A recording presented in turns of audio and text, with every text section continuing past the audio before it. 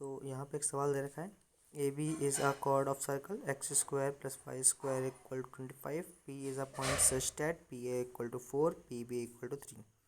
If A B equal to 5 then find the distance of point P from the origin. तो कैसे करेंगे इस सवाल को, आओ देखते हैं. तो सबसे पहला काम, हम लोगों ने एक ये ए बी ड्रॉ किया हमने, और हमें आगे बोला गया है तो ए बी ड्रॉ कर लिया 5, ए को ओ से और ओ को बी से ज्वाइन कर लिया. तो आप देख पा रहे होगे यहाँ पे ए बी क्योंकि 5 है और ये डिस्टेंस 5/√2, ये डिस्टेंस 5/√2, तो यहाँ पे पाइथागोरस थ्योरम काम कर जाएगी. 5/√2 का स्क्वायर प्लस 5/√2 का स्क्वायर, अगर आप इन दोनों को ऐड करोगे तो आपको ए बी का स्क्वायर मिल जाएगा, जिससे मालूम पड़ता है हमें कि जो हमारा एंगल होने वाला है, ओ एंगल जो आने वाला है वो हमारा आएगा एक राइट एंगल. तो इस प्रकार से एंगल ओ जो है वो हमारा एक राइट एंगल 90 डिग्री आ गया. अब आगे बोला गया है एक पॉइंट हमारे पास पी नाम का है. पी की डिस्टेंस दे रखी है हमें ए से और पी की डिस्टेंस दे रखी है हमें बी से. तो ये पी को ज्वाइन किया ए से, पी को ज्वाइन किया हमने बी से. इसके बाद आगे बोला गया है, अब पी ए जो है वो हमारे पास 4 है, पी बी जो है वो 3 है और ए बी जो है वो 5 है. तो 3, 4 और 5, तो इस प्रकार से ये आ गया हमारे पास एक राइट एंगल ट्राइंगल फिर से. तो एंगल पी हो गया 90 डिग्री. तो इस प्रकार से डायग्राम बना लिया हमने. इतना करने के बाद अब क्योंकि हमारे पास ये जो ट्राइंगल था, ट्राइंगल ए ओ बी, ये एक राइट एंगल ट्राइंगल था, यानी कि ये वाला एंगल 90 डिग्री है. अब अगर ये वाला एंगल 90 डिग्री है और बाकी दोनों साइडें इक्वल हैं, इट मीन्स जो ये छोटा वाला एंगल आएगा ये हो जाएगा हमारे पास 45 degree.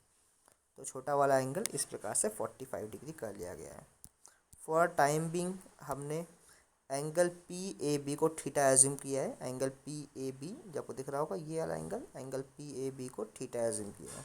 Angle P A B अगर थीटा है तो cos theta will B 4/5 and sine theta will B 3/5. अब देखो इसके बाद यहाँ आपको एक ट्राइंगल दिख रहा होगा, हमें ओ पी की डिस्टेंस निकालनी है. तो हमने ये वाला ट्राइंगल कंसिडर किया है. ये आपको ट्राइंगल दिख रहा है ऐसा बना हुआ, ये पी, ये ओ और ये ए, और जो ये वाला एंगल आएगा ये हो जाएगा हमारे पास 45 प्लस थीटा. ये लेंथ पता है हमें आर, ये लेंथ पता है 4, और इसको फॉर टाइमिंग एक्स मान लिया जो कि हमें फाइंड करनी है. अब ऐसे में यहाँ पे यूज़ करेंगे कोसाइन रूल. कोसाइन रूल क्या होता है, अगर हमारे पास एक ट्राइंगल है, इसके ये साइड ए है, ये साइड बी है और ये साइड सी है, और लेट्स से अगर ये वाला एंगल हमारे पास थीटा है, देन कोसाइन रूल के according cos theta is equal to जो भी एंगल थीटा बन रहा है उसके लिए a square plus b square minus सामने वाली side c square divided by 2ab. तो यहाँ भी वही हो रहा है, हमारे पास तीनों साइडें 4r और x की दे रखी हैं. 4 और r के बीच वाला एंगल दे रखा है, तो ऐसे में हम लोग कोसाइन रूल लगा लेंगे. तो कोसाइन रूल यहाँ लगाया गया है. Cos 45 plus theta will be R square plus 4 square minus X square divided by 2 into R into 4. अब कॉस 45 प्लस थीटा की वैल्यू निकालेंगे कॉस ए प्लस बी के फॉर्मूले से, cos A cos B minus sine A sine B. R square की value put कर दी है, रेडियस है 5/√2, तो आर स्क्वायर की वैल्यू पुट की, ओ पी स्क्वायर को एक्स मान लिया और यहाँ पे हमने कैलकुलेशन सॉल्व किया. इतना करने के बाद ये सॉल्व किया हमने कैलकुलेशन की, और यहाँ से हमारे पास 2x² इक्वल टू आ गया 49. तो x की वैल्यू आ गई 7/√2. x जो कि हमारा OP था, इस प्रकार से OP का वैल्यू आ गया 7/√2. एक आंसर तो ये आ गया. अब देखो यहाँ पे ना डायग्राम में एक पॉसिबिलिटी और है. कैसी पॉसिबिलिटी, देखो लेट्स से ये हमारा सर्कल था, यहाँ पे हमारे पास ये कॉर्ड AB ड्रॉ की थी, ठीक है, ये हमारा ओ. इसके बाद को सेकंड पॉसिबिलिटी क्या है कि आप हो सकता है कोई ये कर दे, जैसे हमने यहाँ पे पॉइंट पे ऊपर लिया था, ऐसे लिया था, हो सकता है कोई व्यक्ति ऐसे कर ले कि पॉइंट पे यहाँ पे ले ले नीचे की तरफ. अगर आप पॉइंट पे नीचे लेते हो तो कुछ खास फ़र्क पड़ेगा नहीं, देखो ये वाला एंगल अभी भी 45 डिग्री का ही रहेगा।